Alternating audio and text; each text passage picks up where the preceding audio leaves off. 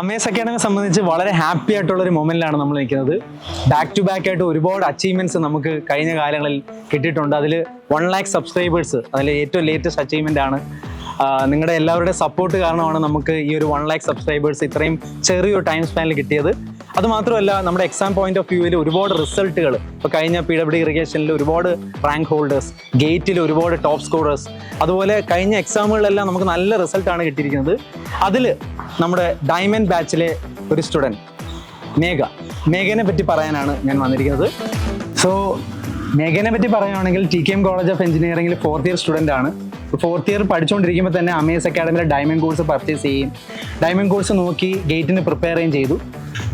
മേഘയ്ക്ക് വളരെയധികം ടോപ്പ് സ്കോറാണ് കിട്ടിയിരിക്കുന്നത്. All India rank 145 കിട്ടിയിരിക്കുന്നത്. ആൻഡ് ലേറ്റസ്റ്റ് ആയിട്ടുള്ള അപ്ഡേഷൻ, മേഘയ്ക്ക് IIT മദ്രാസിൽ എൻവയോൺമെൻറ്റ് എഞ്ചിനീയറിംഗിൽ MTechന് അഡ്മിഷൻ കിട്ടി. സോ നമ്മൾ മേഘനെ കാണാൻ വേണ്ടി മേഘയുടെ വീട്ടിലോട്ട് പോവാണ്.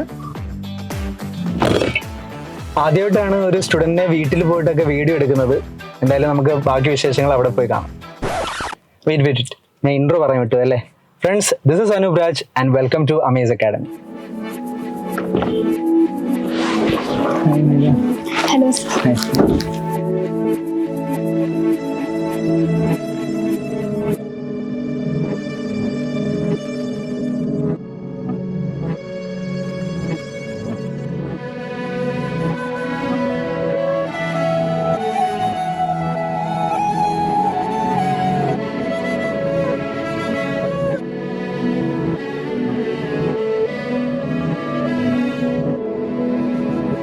സോ മേഘ, നമ്മുടെ ഓഡിയൻസിന് വേണ്ടി മേഘനെ തന്നെ ഒന്ന് ഇൻട്രൊഡ്യൂസ് ചെയ്യാൻ കൊള്ളാം.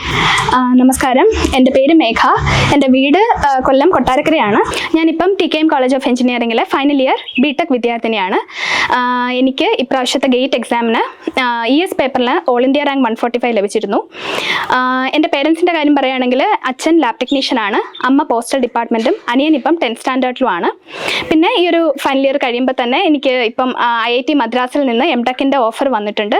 അപ്പം അവിടെ എൻവയോൺമെൻറ്റൽ എഞ്ചിനീയറിംഗിൽ ഞാൻ ജോയിൻ ചെയ്യും. അപ്പം ഈ ഒരു ഗേറ്റ് കോച്ചിങ്ങിന് അമേസ് അക്കാഡമി വളരെ രീതിയിൽ ഹെൽപ്പ് ചെയ്തിട്ടുണ്ട്. അപ്പോൾ ആ ഒരു കോച്ചിങ് ഉള്ളത് കൊണ്ട് മാത്രമാണ് ഈ ഒരു ഓൾ ഇന്ത്യ റാങ്ക് 145 ലഭിച്ചിരുന്നത്. അപ്പം അതിന് ഞാൻ അമേസ് അക്കാഡമിയോട് ഒത്തിരി താങ്ക്ഫുൾ ആണ്.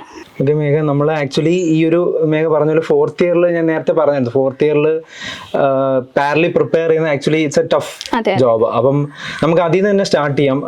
ആക്ച്വലി മേഘ എപ്പോഴാണ്, ഇപ്പം 4th ഇയറിലായിരുന്നു അതോ 3rd ഇയർ അവസാനമായിരുന്നു, അപ്പോൾ എപ്പോഴാണ് എനിക്ക് ഗേറ്റ് പ്രിപ്പയർ ചെയ്യണം, അല്ലെങ്കിൽ ആ സ്പാർക്ക് എപ്പോഴാണ് കിട്ടി തുടങ്ങിയത്? അതായത് എനിക്ക് BTech തന്നെ IITയിൽ ചെയ്യണം എന്നായിരുന്നു ആഗ്രഹം. പക്ഷേ അൺഫോർച്ചുനേറ്റ്ലി എനിക്ക് ഇവിടെ ചെയ്യേണ്ടി വന്നു. അപ്പം അന്നേ എനിക്ക് IITയിലും MTech ചെയ്യണം എന്നുള്ളത് ഒരാഗ്രഹമായിരുന്നു. അങ്ങനെ ഈ ഒരു ഫസ്റ്റ് ഇയർ കയറിയപ്പോഴേ എനിക്ക് IITയിൽ കയറണം. അപ്പോൾ അതിനുള്ള ഒരു ബേസിക് സ്കോപ്പ് എന്ന് പറയുന്നത് ഗേറ്റ് എക്സാം വഴി MTech എടുക്കുക എന്നുള്ളതാണ്. അപ്പം അങ്ങനെ അന്ന് തൊട്ടേ ഗേറ്റ് എക്സാമിന് പ്രിപ്പയർ ചെയ്യണം എന്നുള്ള രീതിയായിരുന്നു.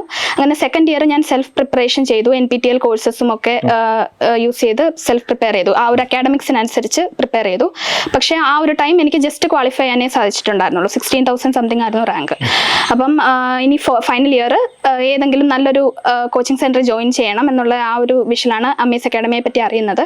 അപ്പം അങ്ങനെ അവിടെ ജോയിൻ ചെയ്തു. അപ്പം നല്ല രീതിയിലൊരു കോച്ചിങ് കിട്ടിയത് കൊണ്ട് തന്നെ ഒരു നല്ല റാങ്ക് കരസ്ഥമാക്കാൻ സാധിച്ചു. ആക്ച്വലി ഈ 4th ഇയറിൽ, ഐ മീൻ 3rd ഇയർ ആണെങ്കിലും 4th ഇയർ ആണെങ്കിലും കോളേജിന്റെ കൂടെ തന്നെ ഇങ്ങനെ ഒരു പ്രിപ്പറേഷൻ, കാരണം ഗേറ്റ് എന്ന് പറഞ്ഞാൽ ഒരുപാട് ഡെപ്തിൽ പഠിക്കേണ്ട ഒരു എക്സാം ആണ്. നമുക്ക് ഈസിലി അങ്ങനെ ക്രാക്ക് ചെയ്യാൻ പറ്റത്തില്ല. ഇന്ത്യയിലെ തന്നെ one of the toughest exam ആണ്. അപ്പം കോളേജിലെ കുറെ കമ്മിറ്റ്മെന്റ്സ് കാണുമല്ലോ, പ്രൊജക്ട് ചെയ്യണം, അവിടുത്തെ ലാബിന്റെ കാര്യങ്ങൾ, തിയറി പേപ്പേഴ്സ് ഉണ്ട്. അപ്പൊ അതിന്റെ കൂടെ ഇത് മാനേജ് ചെയ്ത് എങ്ങനെയാണ്? അപ്പൊ ആ ഒരു 1 ഇയർ, എസ്പെഷ്യലി 4th ഇയറിലായിരുന്നല്ലോ നമ്മുടെ സ്ട്രക്ചേർഡ് ആയിട്ടുള്ള ഒരു കോച്ചിങ് ചെയ്തത്. അപ്പൊ കോച്ചിങ്ങിന്റെ കോഴ്സസ്, അതായത് വീഡിയോ ലെസൺസ്, അപ്പം മേഘ നമ്മുടെ ഓൺലൈൻ ഡയമണ്ട് ബാച്ച് സ്റ്റുഡന്റ് ആയിരുന്നു. അപ്പം നമ്മുടെ ഓൺലൈൻ കോഴ്സിലൂടെ വീഡിയോസ് കണ്ടിട്ടാണ് മേഘ പഠിച്ചത്. അപ്പം ഇത് രണ്ടും കൂടെ എങ്ങനെ ബാലൻസ് ചെയ്തു? അതായത് കോളേജ് ലൈഫും നമ്മുടെ കോച്ചിങ് ലൈഫും രണ്ടും ബാലൻസ് ചെയ്യണം. രണ്ടും ഇമ്പോർട്ടൻ്റ് ആണ്, കാരണം നമുക്ക് കോളേജും ഡ്രോപ്പ് ഔട്ട് ചെയ്യാൻ പറ്റത്തില്ല. ഇത് രണ്ടും എങ്ങനെയാണ് മാനേജ് ചെയ്തത്? അതായത് എനിക്ക് ബേസിക്കലി കോളേജിൽ നിന്ന് വീട്ടിലേക്ക് ഓൾമോസ്റ്റ് 1 hour ട്രാവൽ ഉണ്ട്. അപ്പം അതിനുശേഷമാണ് എൻ്റെ ഈ പ്രിപ്പറേഷൻസ് എല്ലാം. അപ്പം ഞാൻ നോക്കുമ്പോൾ എനിക്ക് അക്കാഡമിക്സും കളയാൻ പറ്റില്ല, ഗേറ്റ് കോച്ചിങ്ങും കളയാൻ പറ്റില്ല. അപ്പം ഡെയിലി ഇപ്പം ഒരു വീക്ക് എടുക്കുകയാണെങ്കിൽ 5 days എന്തായാലും വർക്കിംഗ് ഡേയ്സ് ആയിരിക്കും. അപ്പോൾ ആ വർക്കിംഗ് ഡേയ്സിൽ വീട്ടിലെത്തിക്കഴിഞ്ഞ് ഒരു 1 hour to 2 hour എങ്ങനെയാണെങ്കിലും ഗേറ്റ് കോച്ചിങ്ങിന് മാറ്റി വെക്കാറുണ്ട്. അത് ഡിപ്പെൻഡിങ് ഓൺ അക്കാഡമിക്സിന്റെ ആ ഒരു ടൈറ്റ് കൂട്ട് എന്തായാലും 1 hour എന്തായാലും ഉണ്ടാവും, പിന്നെ ഒരു 2 hour വരെ എക്സ്റ്റെൻഡ് ആവാറുണ്ട്. പിന്നെ ബാക്കി പ്രിപ്പറേഷൻ എന്ന് പറയുന്നത് ബേസിക്കലി ഹോളിഡേയ്സിലും അതേപോലെ തന്നെ സാറ്റർഡേ സൺഡേ ആയിരിക്കും പ്രിപ്പയർ ചെയ്യുന്നത്. അപ്പം ബേസിക്കലി ആ ഒരു പ്രിപ്പറേഷൻ എന്ന് പറഞ്ഞാൽ ഫസ്റ്റ് MES അക്കാഡമി ഇപ്പം ഓരോ ദിവസവും ആ ഒരു കണ്ടന്റ് ഇടുമല്ലോ. അപ്പോൾ ആ ദിവസം ഇടുന്ന കണ്ടന്റ് അന്ന് തന്നെ കണ്ടിരിക്കും. എന്നിട്ട് പിന്നെ അന്ന് ടൈം ഉണ്ടെന്നുണ്ടെങ്കിൽ അതിന്റെ ക്വസ്റ്റ്യൻസ് അന്ന് തന്നെ ഗൈഡുകൾ നോക്കിയും ഒക്കെ ക്വസ്റ്റ്യൻസ് അന്ന് തന്നെ വർക്കൗട്ട് ചെയ്യും. ഇനി അന്ന് ടൈം കിട്ടിയില്ല എന്നുണ്ടെങ്കിൽ ആ ഒരു വീക്ക് എൻഡിൽ തന്നെ ആ ഒരു ടോപ്പിക്കിന്റെ ക്വസ്റ്റ്യൻസ് എല്ലാം വർക്കൗട്ട് ചെയ്തിരിക്കും. അപ്പോൾ ആ ഒരു വീക്കിൽ പഠിക്കുന്ന ടോപ്പിക്കുകളുടെ എല്ലാ പ്രീവിയസ് ഇയർ ക്വസ്റ്റ്യൻസും അതേപോലെ തന്നെ വർക്കൗട്ട് സെക്ഷൻസിനകത്ത് കൊടുത്തിട്ടുണ്ടായിരുന്ന ആ ഒരു ലോ, മീഡിയം, ഹൈ ലെവൽ ആ ഒരു ക്വസ്റ്റ്യൻസ് അതെല്ലാം ആ ഒരു വീക്കിൽ തന്നെ കംപ്ലീറ്റ് ആക്കിയിരിക്കും. അപ്പോൾ അതാണ് ബേസിക്കലി ആ ഒരു പ്രിപ്പറേഷൻ സ്ട്രാറ്റജി അങ്ങനെയായിരുന്നു. അപ്പം അത് വൈകിട്ട് കോളേജ് കഴിഞ്ഞിട്ട് വന്നിട്ട് തിയറി ക്ലാസ്സുകൾ കണ്ടു. രാവിലെ പഠിക്കാറുണ്ടായിരുന്നോ അതോ രാവിലെ ഈ കോളേജിന്റെ കോളേജിന്റെ ആയിരുന്നു? വീക്കെൻഡ്സിൽ പിന്നെയും കുറച്ചുകൂടെ ടൈം സാറ്റർഡേ സൺഡേ. ഓക്കെ. അപ്പൊ അതിനകത്ത് തന്നെ നമ്മൾ ഈ പ്രിപ്പയർ ചെയ്തുകൊണ്ടിരുന്ന സമയത്ത് നമുക്കറിയാലോ ഇപ്പം ഇത്രയും സബ്ജക്ട്സ് ഉണ്ട്, അപ്പൊ അതിന്റെ നോട്ട്സ് പ്രിപ്പയർ ചെയ്യണം. ഇപ്പൊ നമ്മുടെ കേസിൽ നോട്ട്സ് ഒരു കോച്ചിങ് മെറ്റീരിയൽ ഉണ്ട്, ബേസ് നോട്ട്സ് ഉണ്ട്, പക്ഷെ അത് പോരല്ലോ. നമ്മൾ ക്ലാസ്സിൽ തന്നെ അതിനെക്കാട്ടിൽ ഒരുപാട് പോയിന്റ്സ് എക്സ്ട്രാ പറയുന്നുണ്ട്, അല്ലെങ്കിൽ നമ്മൾ ക്വസ്റ്റ്യൻസ് വർക്ക്ഔട്ട് ചെയ്യുമ്പോൾ കുറെ എക്സ്ട്രാ പോയിന്റ്സ് കിട്ടും. അപ്പൊ നോട്ട് പ്രിപ്പറേഷൻ എങ്ങനെയായിരുന്നു? നോട്ട് പ്രിപ്പറേഷൻ ഇപ്പം നമുക്ക് ഓൾറെഡി സ്റ്റഡി മെറ്റീരിയലിനകത്ത് ബേസിക് ആയിട്ടുള്ള നോട്ട്സ് എല്ലാം ഉണ്ടായിരുന്നു. പിന്നെ ആ ഒരു വീഡിയോസ് നമുക്ക് ദിവസവും പ്രൊവൈഡ് ചെയ്യുന്ന വീഡിയോസിൽ അഡീഷണൽ ആയിട്ട് ഫീൽ ചെയ്യുന്ന ആ ഒരു പോയിന്റ്സ് എല്ലാം കോച്ചിങ് മെറ്റീരിയലിൽ തന്നെ ആഡ് ചെയ്ത് പോകുന്നുണ്ടായിരുന്നു. പിന്നെ അതല്ലാതെ തന്നെ നമ്മൾ ഓരോ ക്വസ്റ്റ്യൻസ് വർക്ക്ഔട്ട് ചെയ്യുമ്പോഴും അഡീഷണൽ ആയിട്ട് ഫീൽ ചെയ്യുന്ന പോയിന്റ്സ് എല്ലാം അതും കോച്ചിങ് മെറ്റീരിയലിൽ തന്നെ ആഡ് ചെയ്ത് പോകും. പിന്നെ gate exam point of view എന്ന് പറയുമ്പോൾ അത് പ്രോബ്ലം ഓറിയന്റഡ് ആയതുകൊണ്ട് തന്നെ ഇക്വേഷൻസിന് വളരെ ഇമ്പോർട്ടൻസ് ഉണ്ട്, അതേപോലെ തന്നെ കീ പോയിന്റ്സിന് ഇമ്പോർട്ടൻസ് ഉണ്ട്. അപ്പം അത്തരത്തിലുള്ള ഇക്വേഷൻസും കീ പോയിന്റ്സും വേറൊരു ബുക്കിൽ ഒരു ഷോർട്ട് നോട്ട് എന്ന രീതിയിൽ ഇക്വേഷൻസ് മാത്രം ലിസ്റ്റ് ഔട്ട് ചെയ്ത്, അതായത് ഒരു ദിവസം പഠിക്കുന്ന ടോപ്പിക്കിനകത്ത് ഇക്വേഷൻസ് ഉണ്ടെന്നുണ്ടെങ്കിൽ അത് സെപ്പറേറ്റ് ആയിട്ട് നോട്ട് ചെയ്ത് പോകുന്നുണ്ടായിരുന്നു. അപ്പോൾ ഇക്വേഷൻസും അതേപോലെ തന്നെ ആ ഇക്വേഷന് കറസ്പോണ്ട് ഇപ്പോൾ എംപിരിക്കൽ ഇക്വേഷൻസ് ഒക്കെ ആണെങ്കിൽ അതിൻ്റെ യൂണിറ്റ്സ്, അതായത് ഇതിന് ഈച്ച് ടേം എന്താണ് റെപ്രസെന്റ് ചെയ്യുന്നത്, അപ്പോൾ അതെല്ലാം ആ ഒരു ഷോർട്ട് നോട്ടിൽ ഉണ്ടാവും. അപ്പം ആ ഒരു ഡേ ബിഫോർ എക്സാം അത് നോക്കി തന്നെ അത് നല്ല യൂസ്ഫുൾ ആയിരുന്നു ആ ഒരു ഷോർട്ട് നോട്ട്സ് പ്രിപ്പറേഷൻ എന്ന് പറയുന്നത്. പിന്നെ ഗേറ്റ് എക്സാമിൽ ഒരുപാട് ഫോർമുലാസ് ഒക്കെ ഉണ്ട്, തിയറിറ്റിക്കൽ കൺസെപ്റ്റ്സ് ഉണ്ട്, ഒരുപാട് കാര്യങ്ങൾ മെമ്മറൈസ് ചെയ്യാനുണ്ട്. അപ്പം റിവിഷൻ ഒരു ഭയങ്കര ഇമ്പോർട്ടൻ്റ് ആയിട്ടുള്ള സ്റ്റെപ്പാണ്.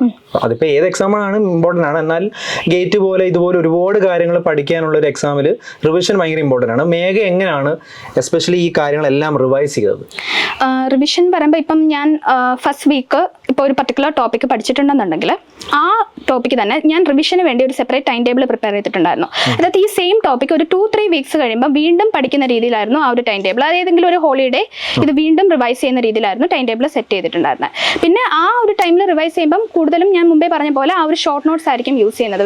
ഞാൻ ഈ ഇക്വേഷൻസും എല്ലാം നോട്ട് ഡൗൺ ചെയ്തിരുന്ന ഷോർട്ട് നോട്ട്സ്, അതേപോലെ തന്നെ ഈ ഒരു പ്രോബ്ലംസ് ചെയ്യുമ്പം ഏറ്റവും ഇമ്പോർട്ടൻ്റ് ആയിട്ട് തോന്നുന്ന പ്രോബ്ലംസ് അതും സെപ്പറേറ്റ് ആയിട്ട് ഒരു ബുക്കിനകത്ത് നോട്ട് ഔട്ട് ചെയ്യും. അപ്പോൾ അതും റിവൈസ് ചെയ്യും. പിന്നെ അതിനൊപ്പം തന്നെ ഈ ഒരു സ്റ്റഡി മെറ്റീരിയലിലെ ആ ഒരു തിയറി പോർഷൻസ് ഏറ്റവും ഇമ്പോർട്ടൻ്റ് ആയിട്ട് തോന്നുന്നത് അതെല്ലാം ഹൈലൈറ്റ് ചെയ്ത് പോകുന്നുണ്ടായിരുന്നു പഠിക്കുമ്പോൾ തന്നെ. അപ്പോൾ അതും റിവൈസ് ചെയ്യും. എന്നിട്ട് അതിനൊപ്പം തന്നെ കുറച്ച് അഡ്വാൻസ് ലെവൽ ക്വസ്റ്റ്യൻസും നോക്കും. അപ്പോൾ ആ ഒരു രീതിയിലായിരുന്നു റിവൈസ് ചെയ്ത് പോയിക്കൊണ്ടിരുന്നത്. പിന്നെ ഈ ടെസ്റ്റുകളുടെ കാര്യം, ഇപ്പം നമ്മൾ മോക്ക് ടെസ്റ്റുകൾ ഇടാറുണ്ടല്ലോ. അപ്പം നമ്മുടെ അക്കാഡമി തന്നെ ഒരു വീക്കെൻഡ് ടെസ്റ്റ് ഫോളോ ചെയ്യാറുണ്ട്. അപ്പം എനിക്കൊന്ന് മേഘ ഏകദേശം എല്ലാം കൃത്യമായിട്ട് തന്നെ ചെയ്യുന്ന ഒരു സ്റ്റുഡൻ്റ് ആയിരുന്നു. നമ്മളന്ന് മെന്റേഴ്സ് ഒക്കെ പറയുന്നുണ്ടായിരുന്നു. കാരണം അത് എത്രത്തോളം ഒരു വീക്കെൻഡ് ഷെഡ്യൂൾ എത്രത്തോളം ഇമ്പോർട്ടൻ്റ് ആണ്?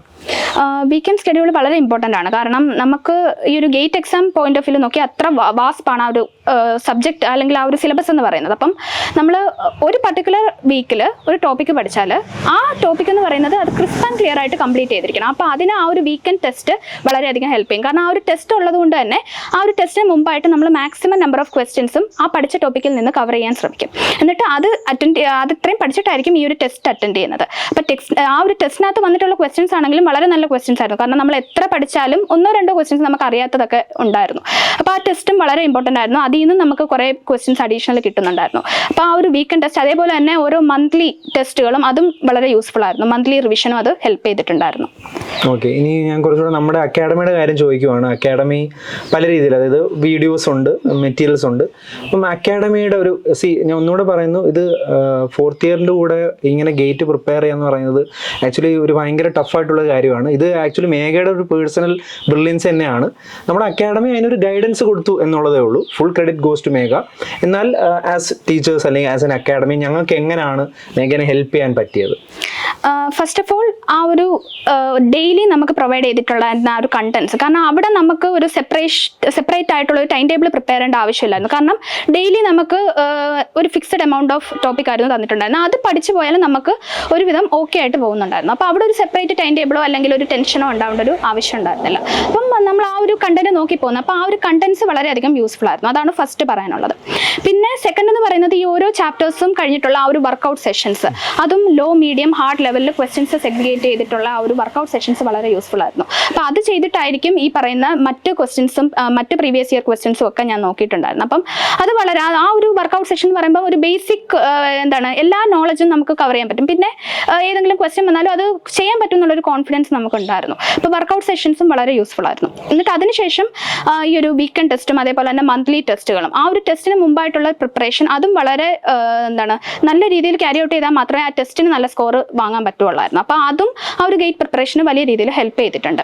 പിന്നെ ഇതിനെല്ലാം പുറമെ ആ ഒരു മെൻറ്റേഴ്സിൻ്റെ ആ ഒരു മോട്ടിവേഷൻ, അത് നമ്മൾ എന്ത് ഡൗട്ട് ചോദിച്ചാലും ആ ഡേയിൽ തന്നെ നമുക്കത് ക്ലിയർ ചെയ്ത് തരുന്നുണ്ടായിരുന്നു. അതേപോലെ തന്നെ വീക്ക്ലി അല്ലെങ്കിൽ 2 വീക്സ് കൂടുമ്പോൾ ഒക്കെ മെൻറ്റേഴ്സ് വിളിച്ച് അത് കാര്യങ്ങളൊക്കെ തിരക്കുന്നുണ്ടായിരുന്നു. അപ്പോൾ അവരുടെ ആ ഒരു മോട്ടിവേഷനും ഈ ഒരു അച്ചീവ്മെന്റിന് വളരെയധികം ഹെൽപ്പ് ചെയ്തു. ഓക്കെ, ഇനി പോസ്റ്റ് എക്സാം, അതായത് ഗേറ്റ് എക്സാം കഴിഞ്ഞിട്ട് എത്രത്തോളം ഒരു ഗൈഡൻസ് നമ്മുടെ അക്കാഡമിയിൽ നിന്ന് കിട്ടിയിട്ടുണ്ടായിരുന്നു? ഈ ഒരു ഗേറ്റ് എക്സാം കഴിഞ്ഞിട്ട് ഞാൻ ടോട്ടലി കൺഫ്യൂസ്ഡ് ആയിരുന്നു. കാരണം ഈ ഒരു സ്കോർ ഉണ്ടെങ്കിലും ഏത് IIT-യിൽ കൊടുക്കണം, അതേപോലെ തന്നെ എന്തൊക്കെ ചെയ്യാൻ പറ്റും, അങ്ങനെയുള്ള കാര്യങ്ങളിൽ നല്ല ഡൗട്ട് ഉണ്ടായിരുന്നു. അപ്പോൾ ഞാൻ മെൻറ്റേഴ്സിനെയും അതേപോലെ തന്നെ അനൂപ് സാറിനെയും ഒക്കെ കോൺടാക്ട് ചെയ്തിട്ടുണ്ടായിരുന്നു.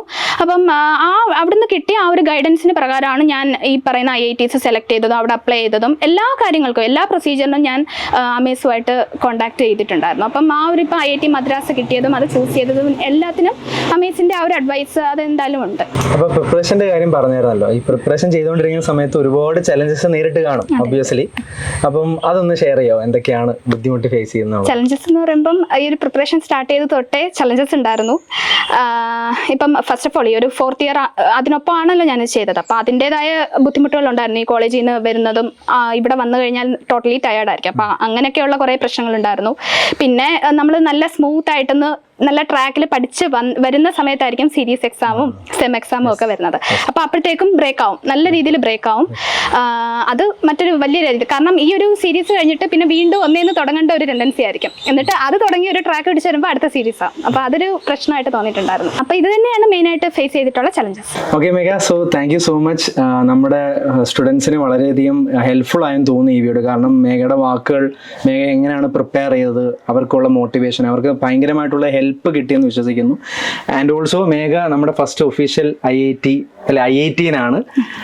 ഒബ്വിയസ്ലി അപ്പം ഇതേപോലെയുള്ള സ്റ്റുഡൻസ് ഇനിയും ഉണ്ടാവും, കാരണം അത്ര നല്ല കോഴ്സാണ് അമേസ് അക്കാഡമി ഓഫർ ചെയ്യുന്നത്. അപ്പം എനിക്ക് ഉറപ്പാണ് ഇനിയും IITians അമേസ് അക്കാഡമിയിൽ നിന്നുണ്ടാവും. മേഘയുടെ വാക്ക് പൊന്നാവട്ടെ. Thank you so much. So മേഘയെ കാണാൻ പറ്റി, മേഘയുടെ പേരൻസിനെ കാണാൻ പറ്റി, മേഘയുടെ ബ്രദറിനെ കാണാൻ പറ്റി. സോ വളരെ സന്തോഷം. Thank you so much. Thank you sir. Amaze Academy. Call 8281741894.